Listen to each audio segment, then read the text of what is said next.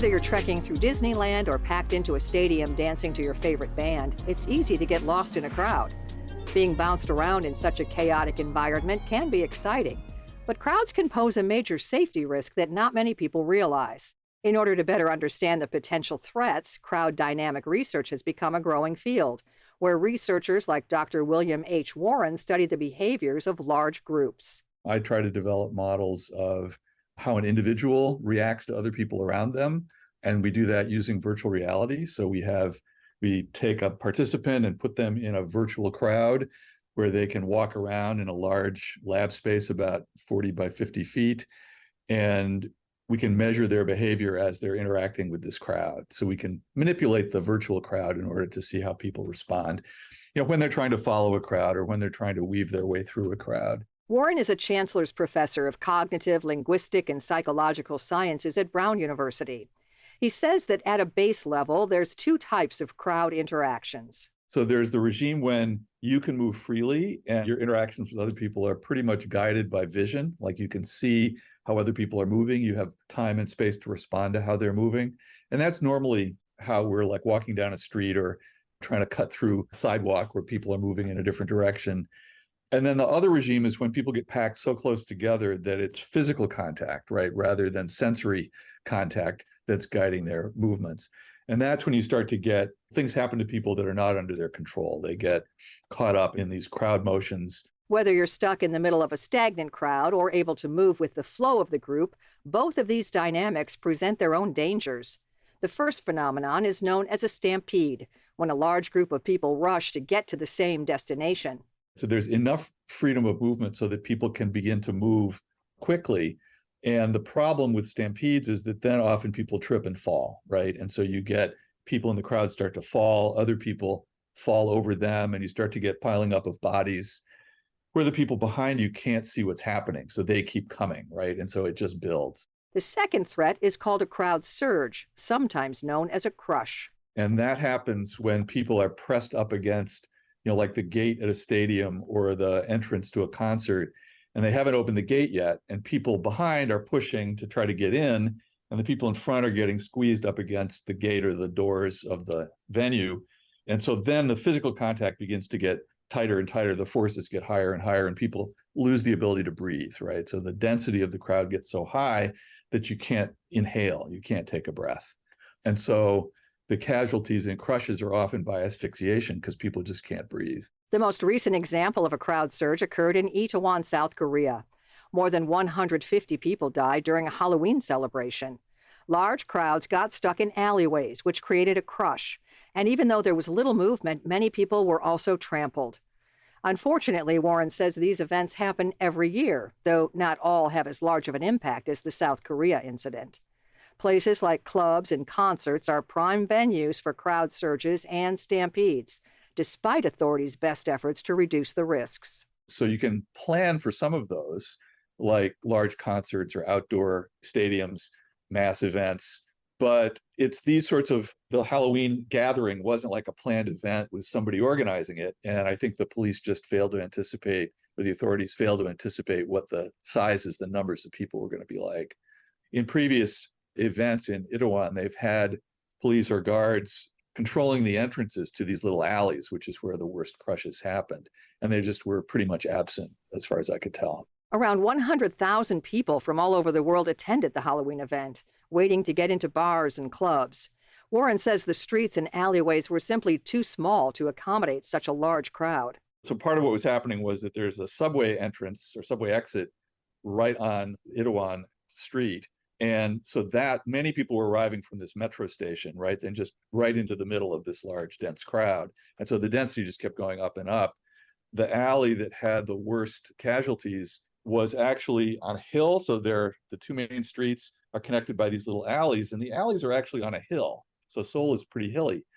And so not only that, but the alley with the worst casualties was wide at the top. It was about 7 meters wide, and it was about 3.5 meters wide at the bottom. So it acted like a funnel. So as people began to go through the narrow alley, they got pressed closer and closer together. Sadly, no one seemed to recognize the threat until it was too late. People were there to have a good time. There were reports of people shouting to push so that they could get through. which of course just exacerbated the situation. The other thing was that there was a lot of loud music. So there were a lot of bars and clubs that were blasting music onto the street. So there was very little communication. It was very hard for anybody to understand what was going on just 10 feet away from them. And so people entering the alley had no idea what was happening at the bottom of the alley and just kept pushing into the funnel. Things kept getting worse and worse. Which is why crowd dynamic research is becoming a more popular field.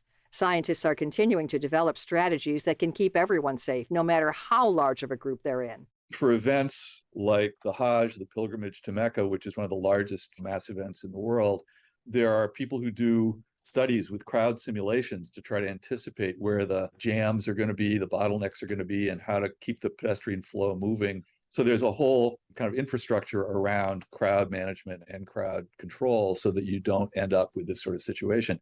But no strategy is 100% foolproof, and accidents still happen. Warren says being proactive is the best option, which means not getting sucked into large groups in the first place. The problem with the masses of people in Itaewon was it wasn't just that alley. The two main streets on either side of it were very full.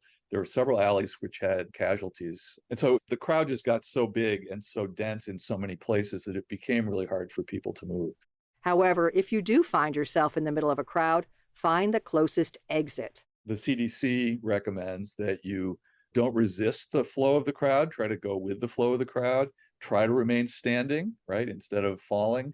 And if you do happen to fall, they recommend curling into a ball rather than falling flat, because that's going to kind of help prevent getting trampled and asphyxiated on the ground. Warren says moving diagonally through the crowd is your best option to quickly make it out safe. But in a crush situation like that, where you're pushed up against a gate or a fence, you just have to kind of try to work your way back out from the middle of the crowd if you have any opportunities to do that. But I think the main thing is don't get into that situation to begin with. Anticipate that these things can happen, and don't be the first in line, at the gate when there are thousands of people piling up behind you. You can find more information about Dr. William Warren and all of our guests on our website, radiohealthjournal.org. For more behind the scenes, follow Radio Health Journal on Facebook, Twitter, and Instagram. Our writer-producer is Kristen Farah. Our production manager is Jason Dickey. I'm Nancy Benson.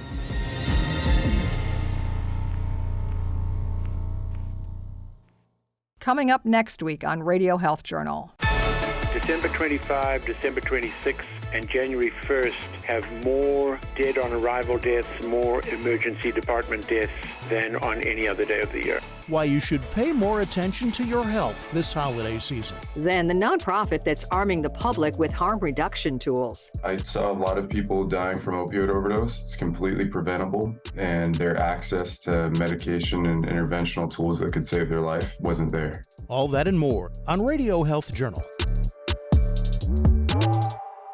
I'm Reed Pence, the producer and host of Radio Health Journal. If you like listening to Radio Health Journal, you'll also like our sister show, Viewpoints, which covers a wide array of topics from education to history to the environment. Here's a preview of what they're covering this week on Viewpoints. We can kind of tell you maybe when a flood will be somewhere, but we can't forecast sort of the change of the landscape yet. Understanding changing weather extremes amidst climate change. Then, what are you dreading? It's not Christmas or Hanukkah or New Year's or Thanksgiving. You're dreading what you feel and why. If you don't like the holidays, you're not alone. But there may be a deeper reason behind this feeling. I'm Marty Peterson. And I'm Gary Price. These stories in depth this week on your public affairs magazine, Viewpoints. Listen to Radio Health Journal and Viewpoints on your favorite radio station. And subscribe and listen anytime on Apple Podcasts, Google Play, and Spotify. Also, follow us on Instagram and Twitter at Radio Health Journal. And that's Radio Health Journal for this week. Follow us on Twitter, Facebook, and Instagram to learn more. And check Apple Podcasts, Google Play, and Spotify for a library of past programs. Plus, you'll always find previous segments and information about our guests at radiohealthjournal.org. Join us again next week for another edition of Radio Health Journal.